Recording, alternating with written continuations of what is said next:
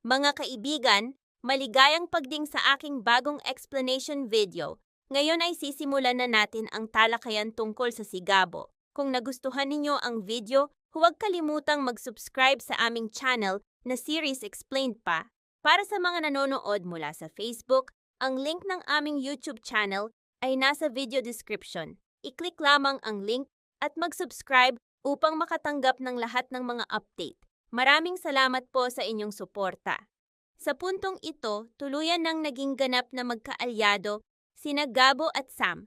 Bumuo ng isang matatag na puwersa laban sa mga Safra. Magkasama nilang nahuli si Lucas at tinuruan ng mabigat na leksyon. Si Gabo ay walang awang binayo ang mukha ni Lucas gamit ang kanyang malalakas na kamao, habang si Sam ay nakatutok ang baril sa leeg nito. Bago pa man, tinambangan si Sam ng grupo ni Lucas habang nag-iisa. Sa labang iyon, tinamaan siya sa balikat. Kahit sugatan, nagawa pa rin niyang tawagan ng kanyang superior, kaya't agad na rumesponde ang mga opisyal ng ahensya. Ngunit bago sila dumating, nakatakas na sina Lucas at ang kanyang mga tauhan, at si Sam ay hindi na matagpuan. Sa gitna ng walang tigil na putukan, napilitan si Sam na tumalon mula sa tulay papunta sa ilog. Tinangay siya ng malakas na agos at halos gumapang na lamang siya patungo sa pampang. Sa sandaling iyon, si Gabo na hindi makatulog ay naglalakad sa tabing ilog upang pakalmahin ang isip. Narinig niya ang kaluskos sa mga damo at nang lapitan, nagulat siyang makita ang duguang si Sam na walang malay. Walang pag-aatubili, binuhat niya ito patungo sa kanyang silid at maingat na ginamot ang mga sugat. Doon niya napagtanto na ito ang parehong dalaga na minsang bigla siyang hinalikan matapos siyang makalaya mula sa bilangguan. Habang nakahiga ang walang malay na si Sam, marahang hinalikan ni Gabo bilang tugon sa ipinakita nitong pagmamahal. Kinabukasan, nagkamalay si Sam, samantala nilibot ng mga opisyal ng ahensya ang buong lugar, ngunit wala silang natagpuan kundi ang kanyang iniwang kotse na butas-butas sa bala.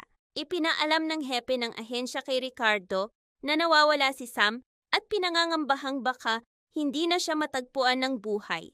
Sa takot, agad na lumapit si Isabel kay Ricardo, tinanong kung paano niya ipaliliwanag kung mawawala ang kanilang nag-iisang anak dahil sa kanyang kapabayaan. Nagngit-ngit si Ricardo, kumbinsidong si Don Mariano ang may kagagawan at dapat magbayad. Agad niyang inutusan ang kanyang mga tauhan na maghanda ng armas at sumugod sa hideout ng pamilya Safra. Si Lucas, nakakabalik lamang, ay nagdiriwang, naniniwalang napatay na nila si Sam dahil binaril nila ang kanyang kotse at ang ilog. Nasiyahan si Mariano sa balita hanggang sa biglang sumalakay ang hukbo ni Ricardo kasama ang mga pulis at ahente.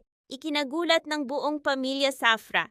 Harapan niyang kinumpronta si Mariano, hinihingi ang paglaya ng kanyang anak. Tusong nagkunwari si Mariano na nasa kanilang kustodiya si Sam at iminungkahi na ibabalik lamang siya kung palalayain ang kanyang anak na si Victor. Galit na tumutol si Ricardo, sinabing walang kriminal ang kailanman palalayain.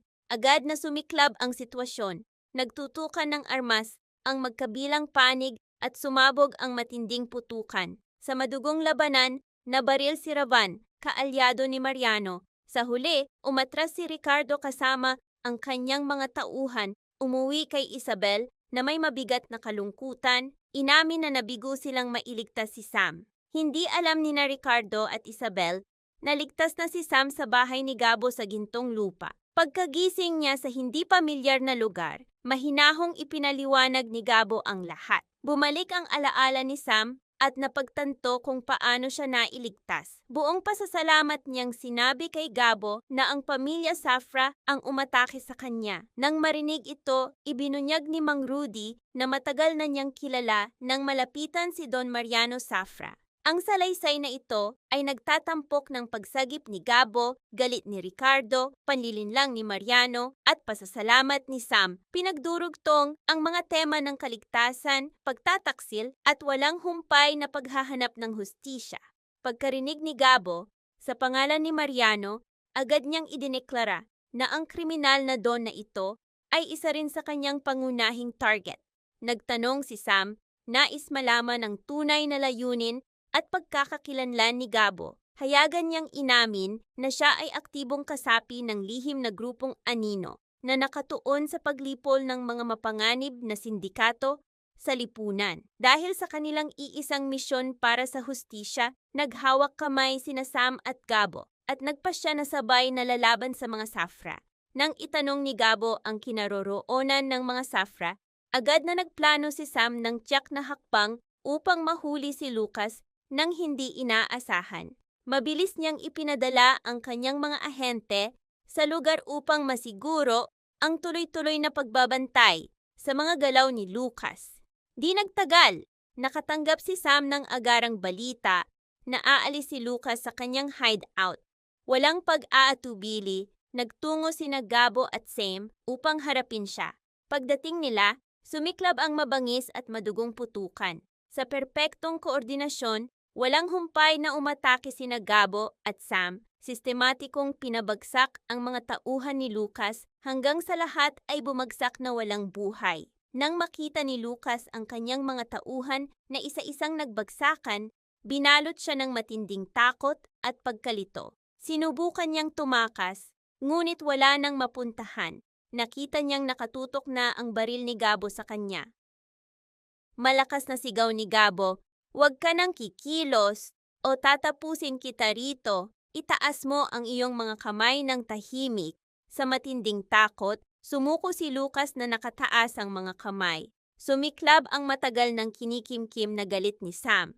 Dahan-dahan siyang lumapit, nakatutok ang baril sa leeg ni Lucas, ngunit bago siya makakilos, sinunggaban ni Gabo si Lucas sa leeg at walang awang binayo ang kanyang mukha ng mabibigat na suntok. Nabiyak ang labi at mukha ni Lucas, dumugo sa ilalim ng walang humpay na kamao ni Gabo. Hindi na napigilan ni Sam ang kanyang puot, itinulak niya ang baril sa leeg ni Lucas at sumigaw, "Kung ikukumpara sa iyong mga krimen, wala pa itong katumbas. Ikaw at ang iyong kapatid ay mabubulok sa madilim na selda ng bilangguan."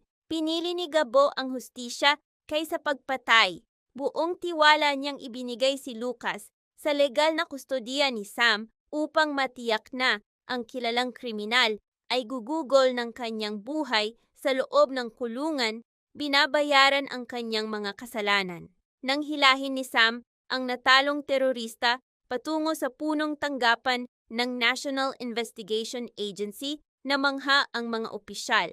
Ang pagkakahuli sa isang mapanganib na pinuno ng sindikato ay nagtaas ng dangal at reputasyon ni Sam. Samantala, sina Ricardo at Isabel na nawala na ng pag-asa na muling makita ang kanilang anak na buhay ay binalot ng matinding ginhawa at pagkabigla nang bumalik si Samantha na matagumpay. Ang kanilang pangungulila ay napalitan ng labis na pasasalamat habang mahigpit nilang niyakap ang kanilang anak, buhay at nagtagumpay. Ang salaysay na ito ay nagtatampok ng misyon ng Anino. Pagkahuli kay Lucas, galit ni Sam, at ginhawa ni na Ricardo at Isabel. Pinagdurugtong ang mga tema ng hustisya, paghihiganti at pagtubos ng pamilya.